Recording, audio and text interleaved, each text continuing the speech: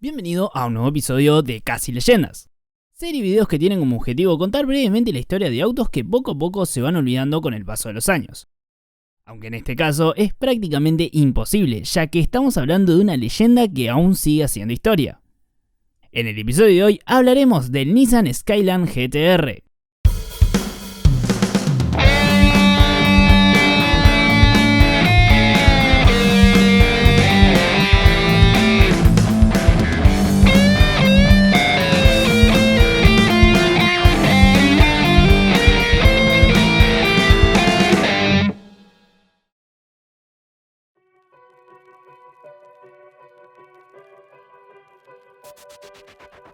Esta serie poco a poco va sumando más episodios, así que me gustaría saber sobre qué automóvil te gustaría que haga un episodio, ya que este fue sugerido por un suscriptor a quien le agradezco. Déjame tu comentario.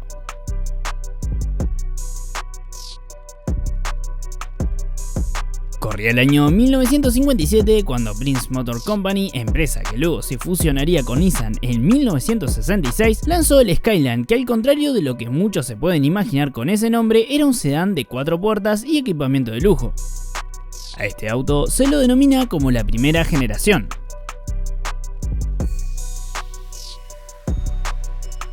Estaba orientado al uso familiar con una buena capacidad de carga y un económico motor de 4 cilindros y 1.5 litros que producía una potencia de 60 caballos de fuerza.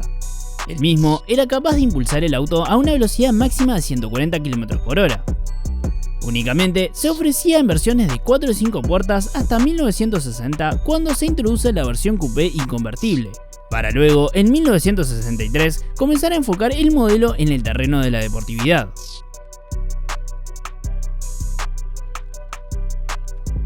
Ya la segunda generación del Skyline presentaba un diseño más contemporáneo, dejando atrás el estilo clásico. Era más corto que antes e incluso llegó a comercializarse en Europa.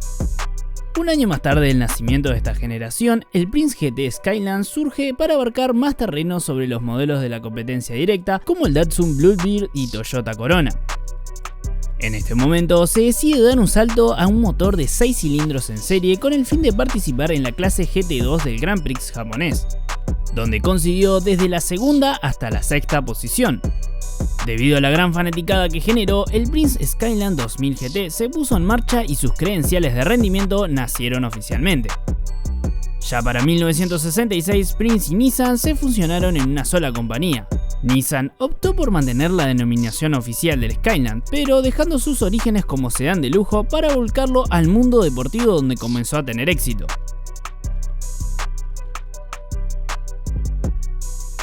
Es en 1968 cuando nace la tercera generación, denominada C10, dotada de un motor de 2 litros y 6 cilindros con 106 caballos de fuerza. Luego, un año más tarde, surge por primera vez la denominación GT-R, equipando un motor de 2 litros y 160 caballos. En un principio era un sedán de 4 puertas para luego incorporar la versión coupé. Ya para 1972, esta generación de Nissan GT-R ya había conseguido 83 victorias en competición, hasta que el Mazda RX-3 surgió y puso fin a la soberanía del Skyline.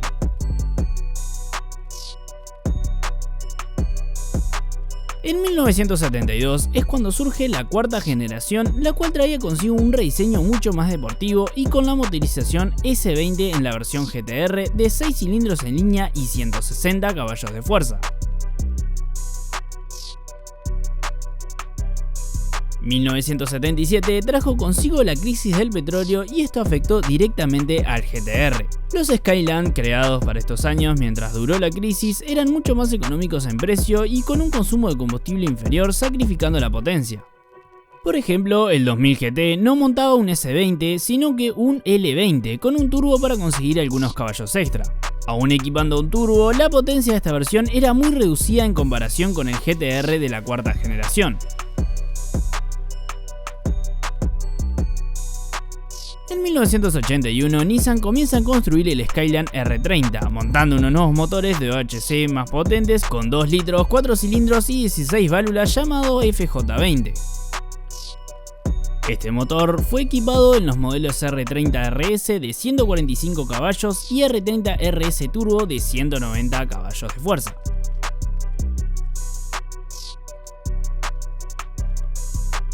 La séptima generación llegó en 1985 y el verdadero destacado aquí era el GTS-R, el cual estaba dotado de un motor de 2 litros y 6 cilindros turboalimentado que llegaba a una potencia de 210 caballos de fuerza.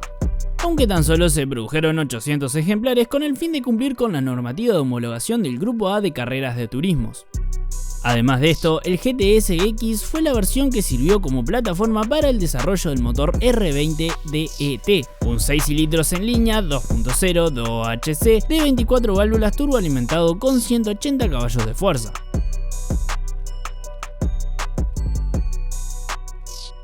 Es en 1989 cuando Nissan lanza la octava generación del Skyline, donde vuelve la versión GTR.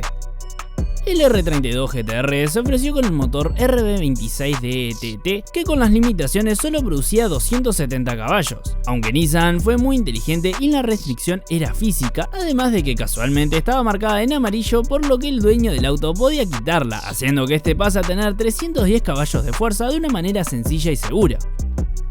Los ingenieros desarrollaron un sistema de tracción total orientado a la competición, denominado ATTSA por su sigla en inglés, aunque el 32 incorporaba uno aún más avanzado. En el mismo, un ordenador supervisa los movimientos del coche 10 veces por segundo, con el fin de detectar la pérdida de tracción mediante la medición de la velocidad de cada rueda usando los sensores del ABS.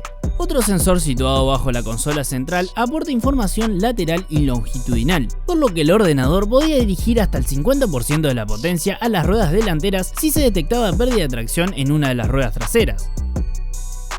En 1993 aparece el Skyline GTR V-Spec, un modelo lanzado para conmemorar la exitosa trayectoria en competición del DR32. Nissan añadió frenos Brembo y un sistema de tracción total afinado con unas llantas únicas BBS de 17 pulgadas. Un año más tarde llega el GTR V-Spec 2, que tan solo incluía neumáticos más anchos y se vendía únicamente en color blanco.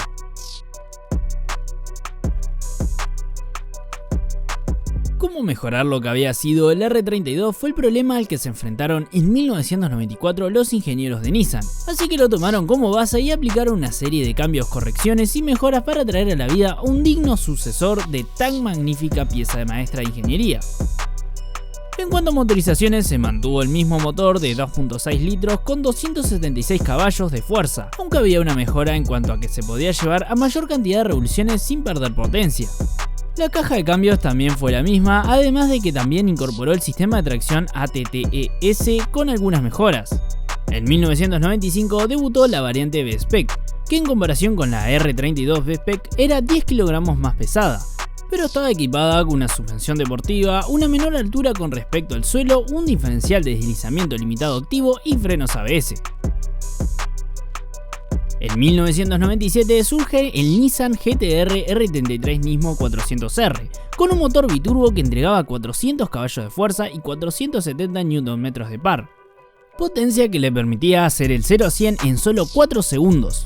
Disponía de tracción total y su producción estaba limitada en principio a tan solo 100 ejemplares, pero finalmente salieron solo 44 de la línea de montaje en 1998, año en el que GT-R R33 finalizó su producción. La vara estaba demasiado alta para los ingenieros en 1999, pero en la historia del Nissan GT-R la superación es la clave del éxito. El R32 era una obra de arte automotriz y el R33 casi igualaba la perfección de su predecesor. Para la R34 los cambios a simple vista pueden parecer sutiles. El motor no fue alterado, presentando el mismo propulsor biturbo de 2.6 litros y 6 cilindros en línea asociado al sistema de tracción total. Las modificaciones realizadas se hicieron orientándose en el R32, ya que este era menos pesado que el R33 y querían conseguir bajar el peso. Para esto, los ingenieros incluyeron llantas de aleación ligeras, un difusor trasero de fibra de carbono, altavoces ligeros y aluminio para las aletas y el capó. En general, las líneas del R34 eran más nítidas y dimensionalmente era más compacto que su predecesor, mientras que el motor seguía entregando los 276 caballos originales. Para Nissan estas cifras eran suficientes teniendo en cuenta que el GT-R tenía el récord de pista de Nürburgring. En el momento del lanzamiento se ofrecieron 6 versiones diferentes del Nissan GT-R R34, el GT-R, GT-R B-Spec, B-Spec 2, B-Spec NUR, GT-R M-Spec y GT-R M-Spec NUR. Todos ellos compartían el motor a excepción de las versiones NUR, quienes equipaban un motor de carreras N1 preparado por Nismo, el cual se diferenciaba en que equipaba turbocompresores más grandes y de cerámicas en lugar de acero, así como un cigüeñal modificado. La potencia llegaba hasta los 450 caballos de fuerza. Por otra parte, las versiones M-Spec disponían de amortiguadores Ripple Control para mejorar el manejo y asientos de cuero con calefacción. En materia de interiores, el R34 mostró un importante paso adelante mejorando la calidad. Por ejemplo, la pantalla multifunción LCD de 5,8 pulgadas mostraba información en directo del motor y otras características del vehículo como la presión del turbocompresor, el aceite y la temperatura del agua. La pantalla multifunción Nismo añadía un cronómetro y medidor de fuerza G. Por último, quiero mencionar una versión especial adaptada por Nismo, la cual fue bautizada como Z-Tune. Esto sucedió en 2002 cuando el GT-R R34 había abandonado la planta de Nissan. Nismo adoptó el GT-R B-Spec 2 de 2002 como base y le acopló lo que internamente se denominaba como motor Z1, el propulsor que le daba vida al Nissan Le Mans GT2 y los coches de carrera GT500. El bloque era de 2.8 litros con una potencia de 500 caballos, cifra suficiente para hacer el 0 a 100 en 3.8 segundos con una velocidad máxima de 326 km/h.